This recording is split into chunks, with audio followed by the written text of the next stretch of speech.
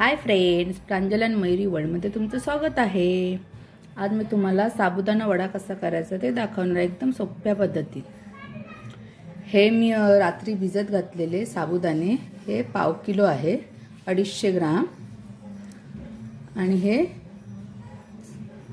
बघा असे फुलले पाहिजे छान। जर रात्री भिजत घालायचं आहे थोड्या पाण्यामध्ये, एवढं एक बोट पर्यंत पाणी ठेवून भिजत घालायचं। हे छान असे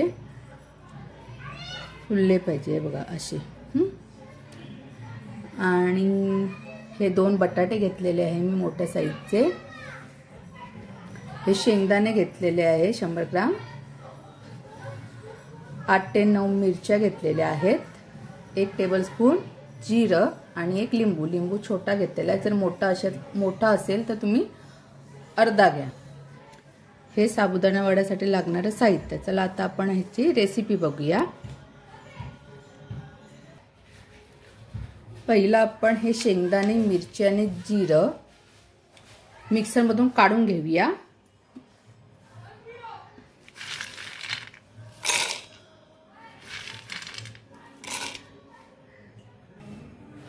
हे बघा, हे सगळं मी मिक्सर मध्ये काढून घेतलेलं आहे। आणि शेंगदाणे हे ते मी भाजून घेतलेले आहे, मगाशी सांगितलं नव्हतं। हे शेंगदाणे मी भाजून घेतलेले आहे आणि ह्याच्यामध्ये मीठ आणि हा आपण लिंबू घेतलाय तो ह्याच्यात मी टाकून घेणार आहे आणि वाटून घेते। हे बघा, हे असं मी जाडसर वाटून घेतलेलं आहे। ह्याच्यात तुम्हाला जर कोथिंबीर टाकायची असेल तरी टाकू शकता किंवा वरून टाकायची असेल तरी टाकू शकता, पण काही जणांना उपवासाला कोथिंबीर चालत नाही, त्याच्यामुळे मी इथे नाही टाकत आहे। पण तुम्हाला पाहिजे असेल तर तुम्ही आवडीनुसार टाकू शकता। आता हे साबुदाणे घेते आणि ह्या साबुदाण्यांना वडा करण्यासाठी ह्याला पहिला हाताने हे मॅश करून घ्या, कारण जेव्हा आपण तेलात टाकतो तेव्हा ते फुटण्याची शक्यता असते। त्याच्यामुळे पहिला साबुदाणे हाताने हे असेच मॅश करून घ्यायचे आहेत। हे बघा, अशा पद्धतीत हे करून घ्यायचे।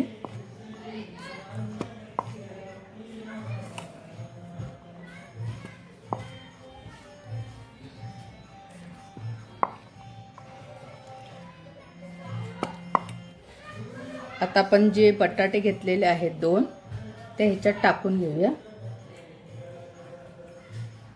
ते जे बटाटे आहेत ते कुस्करून घेऊया हाताने।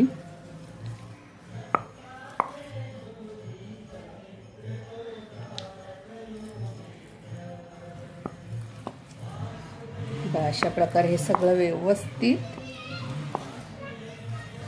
मॅश करून घ्यायचं आहे। आणि हे जे आपण वाटून घेतलेलं आहे शेंगदाणे, जिरं आणि मिरची, मीठ टाकून वाटून घेतलेलं आहे, लिंबू पिळलेलं आहे, हे आपण याच्यात टाकून घेऊया।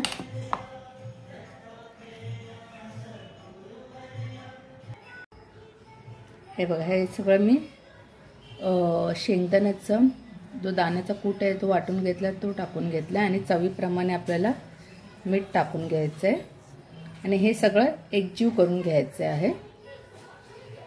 मी आता ह्याला परातीत काढून घेते कारण ह्याच्यात मला एकजीव करता येणार नाही, तर मी ह्या परातीत काढून घेते। हे बघा, हे आता आपलं एकजीव सगळं करून झालेलं आहे। आता आपण ह्याचे वडे बनवून घेऊया। तुमच्या आवडीनुसार ह्याला आकार देऊ शकता।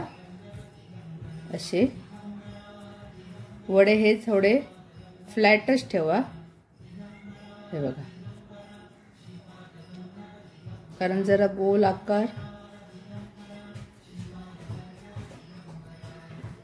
फ्लॅटच ठेवा। गोल आकार केला तर ते फुटण्याची शक्यता असते, म्हणून थोडेसे फ्लॅटच ठेवा असे। आता मी हे सगळे वडे करून घेते। आता हे सगळे वडे मी करून घेतलेले आहेत। आता आपण ह्याला तळून घेऊया, डीप फ्राय करूया। तर मी कढई ठेवलेली आहे, कढईत तेल काढून घेते। कढईमध्ये मी आता तेल टाकून घेतलेलं आहे। आता तेलाला जरा गरम होऊ देऊया। आणि मग आपण वडे तळून घेऊया। तेल गरम झालेलं आहे। आता मी आहे ना ह्याच्यामध्ये वडे टाकून घेते। हाय फ्लेमवर नका फ्राय करू, कारण ते मध्ये कच्चे राहतील। मीडियम फ्लेमवरतीच त्याला छान डीप फ्राय करून घ्यायचे आहे।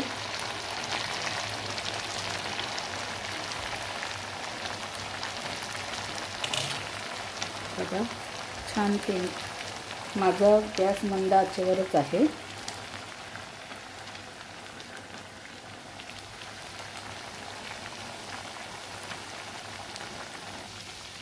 हे बघा असं सुंदर असा गोल्डन कलर येतोय। ह्याला आता थोडा अजून होऊ देऊया।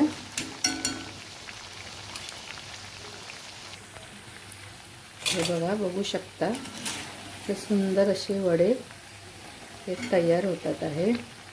आणि जे मी मगाशी तुम्हाला सांगितले हे माझे काही जणांचे तेलात टाकल्यानंतर फुटतात, पण हे मी जी रेसिपी सांगितली तशी तुम्ही फॉलो करा, तुमचे तेलात हे साबुदाणे फुटणार सुद्धा नाही।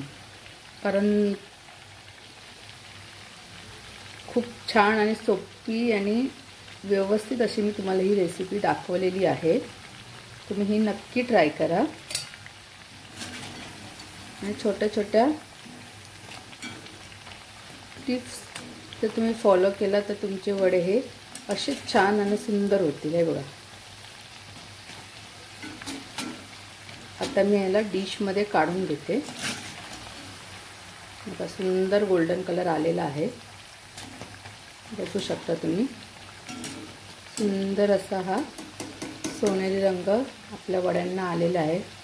बघितलं ना किती सोपी रेसिपी आहे ही। मी नक्की ही घरी ट्राय करा।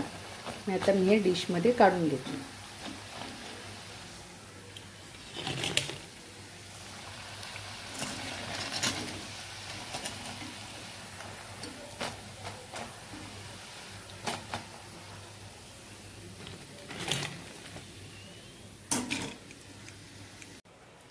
बघा आपले साबुदाणे वडे हे तयार झालेले आहेत। तुम्हाला आवडले असेल तर नक्की मला कमेंट करून सांगा। माझ्या चॅनलला लाईक, शेअर आणि सबस्क्राईब करायला विसरू नका। Bye bye.